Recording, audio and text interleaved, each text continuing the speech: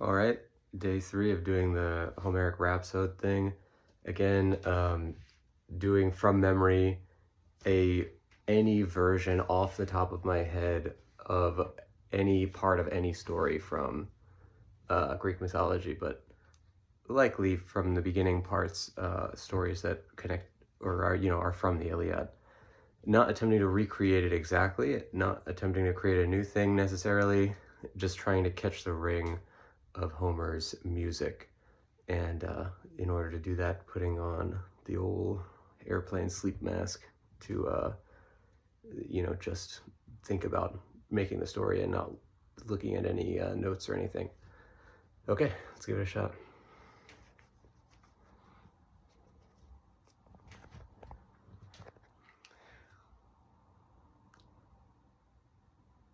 O great muse who lives on Mount Helicon, sing to me, shine upon me with the story of great Achilles, fast runner, son of Peleus, and his unbearable wrath, the rage that caused the deaths and destruction of so many men, beasts, a city entire. All fell, all were buried in common mounds, and the dogs and vultures feasted upon their flesh before e'er their bones could reach the earth. How could such a thing happen, great goddess? Such a warrior as Achilles surely would be nothing but a boon to the Achaeans, not their destruction. Nay, 'twas the plan of Zeus and Thetis, Achilles' mother. But how could such a thing occur? Allow me to return to the beginning of this incident. It began with Chryse approaching the Achaean camp. Chryse, a priest of Apollo, bearing his scepter in hand, humbly bringing gifts and tears and many, many requests to the king on his mound in front of the Achaeans at assembly. It had just so happened that King Agamemnon had been giving assembly, and Chryse had pushed his way to the front of the crowd, bearing his gifts and his scepter and his tears, and he threw himself at the feet of the great Anax. He said, "King, leader of Achaeans, O greatest of the Argives, please return to me the daughter that you took from holy Lemnos upon sacking that city. I ask for nothing else in return. You can have the city of Troy. You can have whatever you choose. Just please let my daughter come back to me. I have no other children. She cares for me. She cares for our house. I ask you, I bring you many gifts. If only you will do this one thing." Many of the men murmured assent. This seemed logical. This was a priest of Apollo, after all. Agamemnon surely would be well disposed to do something of this sort, and to take one of any other plunder that they might find from future sacking or raiding of towns. What needs he with one more slave girl? He has many back in his tent. But only if the gods' plan were such. As it happened, Agamemnon had grew wrathful. In the middle of the assembly, such a man would approach him. Such a man would cause him to lose his stature in front of his entire army of generals, and many of the common throng as well. No, this could not stand. He spake upon the man. "Get you gone, you pestilent priest of Apollo, if that you may be. Take your staff and be removed. I have a greater one. This staff has been handed to me through many lines of kings, through gods themselves. And one such as you will not approach me and tell me how to deal with my slaves. This woman, this Chryseis, she will never come back to your house. She will stay and grow old in Mycenae. Once we have sacked wide-wade Troy, you will be comforted at least in the knowledge that she will be among my household servants, living out her days among a great house. Ask for no more than that. Now get out of here before I have my men throw you out, or I deal with you myself. Chryseis was taken aback, but he did as was ordered. He could not do any else. He strode through the lines who parted to make way for him, many of the faces having upon their brows a look of concern. Many of the men did agree with Chryseis, but who was to say otherwise? Nay, no one spoke out, but only a few hours later, once the assembly had been broken up, once great Helios had driven his chariot further into the sky, about the time when a man might make his midday meal after a very long day of toil and drudgery on the farmland, plowing with his oxen or his mules. And at this hour, something strange occurred. Many of the dogs began wailing, began falling down, began letting up a pestilent stench. And the men were dismayed at this. What sort of omen was it? Only a slight bit of time after that, men began dropping after their dogs, and for many days, 9 days, the Achaean camp was taken with pestilence.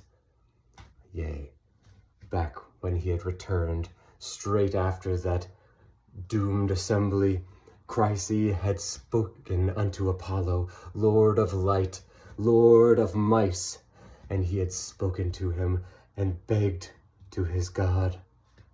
Yea, Apollo, I ask for nothing of you. You know the great sacrifices I have given, the great favors I have done you. Please, I ask only that you revenge me upon Agamemnon and his entire army of Achaeans. How can he do this to me? How could he take my only daughter when I had brought all the correct gifts? I had brought the staff of yours, and yet he has trampled upon your name. I humbly beg, Lord Apollo, I offer you these gifts, I offer you sacrifices, smoking upon the altar, toasted with the fat wrapped around. Please, Lord, would you revenge me upon these Achaeans, pay back, create their own sorrows tenfold from what I've been feeling now. And thus, the great Lord of light, Lord of the sky, Apollo Smintheus, son of Zeus, shot his arrows, his great and tender plague arrows, upon the Achaean camp unseen. And so for 9 days the Achaeans sat among plague and sickness and death, and there was nothing to be done, no way to approach the wide-wide city of Troy like this.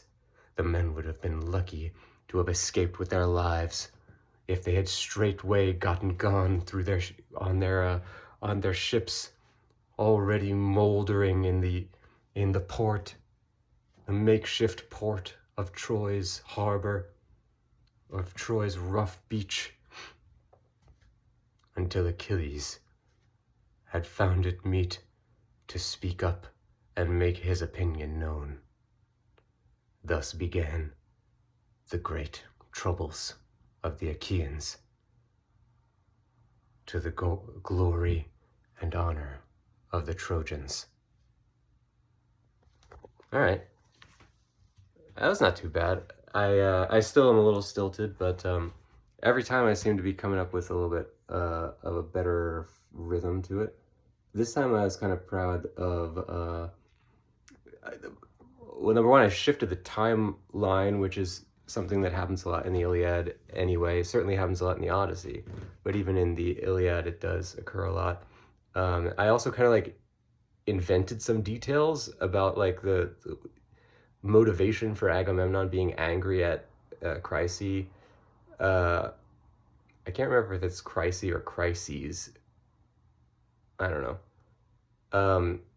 But I don't know, so in my story, it's Chryse then. But he, the idea of him, you know, embarrassing him in front of all the men and stuff, you know, it's not the greatest, like, you know, authorial detail that's ever been written, but I'm proud of the fact that I came up with it on the spot and it sort of fits into the narrative in its own way. And so that's kind of the germ of what I'm trying to do, is to be able to then, you know, there's like a lot of written content. If anybody's played my game that I made based on the Odyssey called Young Homer, where he's trying to like, it's sort of a Milman Parry type of thing where Homer is over a series of days trying to write through oral composition the Odyssey. That one had a lot of written content, and this one would probably have a lot more than that. So I want to sort of like get the spirit of Homer into my, you know, natural way of writing, rather than just having, because I can sit there and write. You know, anybody who's seen the workflow videos I've done already of the Iliad game, there's like a lot of written content that I've done already. And I can sit there and come up with stuff and revise, but I want to sort of be able to come up with more things off the top of my head, and so that, you know, I don't know what I'm expecting from this, but I think it's going in the right direction, so I'm happy about that. And in some way, it's kind of cool to be like attempting to do this thing that, you know, they were doing 3,000 years ago, and that's largely gone.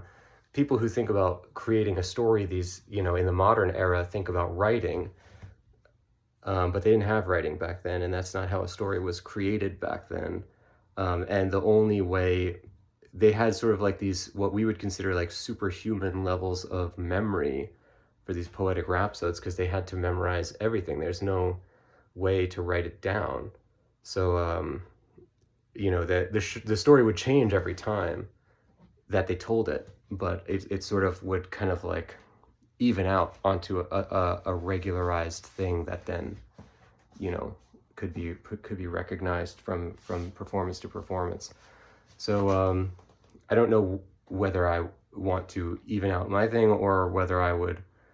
I just want to get the spirit of the material, and I think this is kind of an interesting way to do it. So we'll keep going with this and see how it turns out. All right, this was day 3, which is October 18th, I think, of 2025.